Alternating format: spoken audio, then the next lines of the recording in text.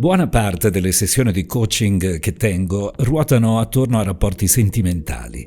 Vengono da me donne e uomini, a volte anche insieme, per trovare una maniera per andare d'accordo o per evitare contrasti reiterati.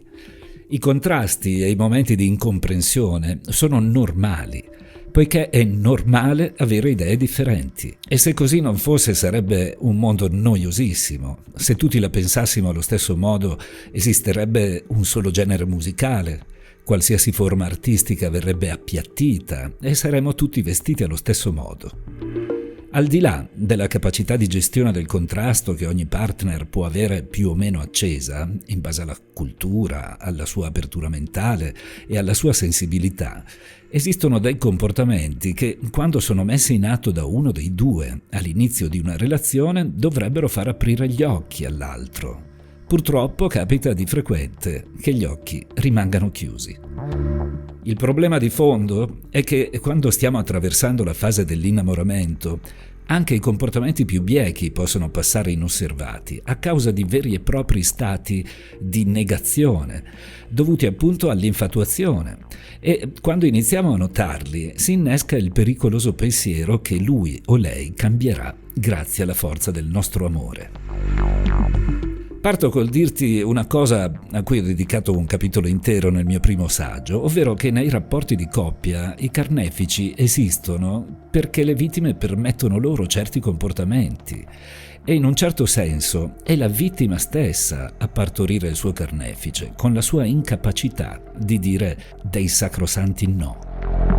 Spessissimo dietro l'incapacità di farsi rispettare subito, al di là delle mille sfumature che dipendono dalle varie circostanze e dal carattere delle singole persone, a mio avviso si cela la paura di essere abbandonati e questa paura ci fa sopportare anche cose che da fuori apparirebbero come insopportabili. Come ho detto, le mancanze da parte di uno dei partner possono essere molteplici, alcune delle quali sono addirittura violenze fisiche o verbali. Ma oggi vorrei soffermarmi su 5 atteggiamenti che ascolto spesso dalle persone che si rivolgono a me e non sono certamente gravi come gli atti di violenza, tuttavia possono logorare il rapporto e portare la coppia sul viale del tramonto. Il primo comportamento, a mio avviso particolarmente pericoloso e che spesso come gli altri passa inosservato, comprende tutti gli atteggiamenti di svalutazione e di sottovalutazione. Un bel giorno inizia questo atteggiamento da parte di uno dei due partner nei confronti dell'altro, per il quale è così inaspettato che lo prende per un simpatico siparietto. Non gli dà peso, senza rendersi conto che è solo l'inizio di un programma vero e proprio, che a un certo punto sfocia anche in svalutazioni devastanti, davanti ad amici e parenti, sempre con quell'aura inattaccabile nei toni, che permette allo svalutatore di dire che stava solo scherzando quando la vittima ha un minimo di reazione, e passa con questo gioco subdolo dalla parte del torto, per essersi arrabbiata a causa di una sciocchezza. Le svalutazioni e le sottovalutazioni non sono sciocchezze, non lo sono mai, né tra partner, né in ambito professionale, né in un rapporto genitore-figlio o insegnante-allievo.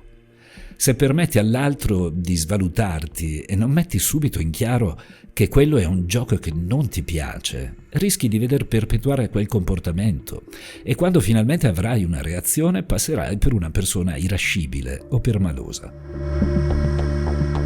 Chi tende a svalutare il partner, in fin dei conti, sta semplicemente dicendo che non accetta certe sue debolezze o inefficienze, o presunte tali, e vorrebbe cambiarlo. E qui arriviamo dritti al secondo comportamento deleterio, che è proprio il voler cambiare l'altro e il non accettarne le caratteristiche che a ben vedere ci sono sempre state. Se un partner cambia realmente o drasticamente rispetto a quello che era all'inizio della relazione, ci può stare che l'altro possa non essere così felice e che lo comunichi, ma spesso tendiamo a lamentarci di caratteristiche comportamentali che sono sempre esistite, ma semplicemente non volevamo vederle. In un certo senso, spesso, non è il partner a essere cambiato, ma siamo noi ad aver cambiato occhi e ci comportiamo come quello che chiede al gatto di scodinzolare e di accoglierlo con le modalità tipiche di un cane quando rientra a casa dal lavoro. Questo è il terreno in cui alcuni rimangono impantanati, continuando a vivere in funzione di un'idea, di qualcosa che c'era o che ci potrebbe essere in futuro, finendo per star male nel presente. Dovremmo tenere a mente che non possiamo cambiare le persone, ma possiamo cambiare persona. Il terzo comportamento distruttivo si innesca con le bugie e vede uno dei due partner mentire spesso all'altro, anche su cose futili, in una modalità che con l'essere adulti ha ben poco a che fare. A volte il mentitore seriale è anche sincero con il partner, ma quest'ultimo prende atto della sua abitudine di raccontare bugie ad altre persone e ovviamente la stima ne risente molto a lungo andare. In fin dei conti a nessuno piace assistere a questa pratica, anche quando è rivolta ad altri, poiché il pensiero di fondo rimane: se mente così facilmente in giro, probabilmente mente anche a casa.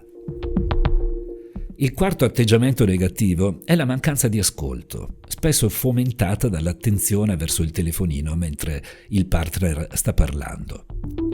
In alcune coppie questa pratica raggiunge, soprattutto da parte di uno dei due, un tale livello per cui all'altro sembra di parlare con un manichino e spesso si sente messo in dubbio sull'aver realmente detto certe cose che il partner sostiene di non aver mai sentito. Ma tra sentire e ascoltare c'è una bella differenza. Il quinto comportamento, pessimo, che spesso mi viene riportato nelle sessioni di coaching, è non mantenere le promesse fatte, poiché provoca nel destinatario della promessa fallita una sensazione di enorme svalutazione che a lungo andare può minare l'autostima. Il quinto e ultimo tra i comportamenti disfunzionali sembrerebbe una cosa da poco per chi non l'ha mai subito, ma è logorante ai massimi livelli e si tratta dei musi lunghi, delle congiure del silenzio a seguito di una lite o di un battibecco. Esistono partner che, per instillare il senso di colpa nell'altro, attuano questo comportamento assolutamente infantile, con l'intento di metterlo in guardia per le prossime volte. Non c'è nulla di più inaccettabile del vivere sotto lo stesso tetto e dormire nello stesso letto con un partner che finge che non esistiamo. Si tratta di un atteggiamento vendicativo che è lontanissimo dall'amore. Se si verifica spesso, è meglio farsi qualche domanda. Mi fermo qui, anche se la lista degli atteggiamenti irrispettosi potrebbe continuare davvero a lungo. Sarò di nuovo davanti al microfono lunedì prossimo alle 7 del mattino.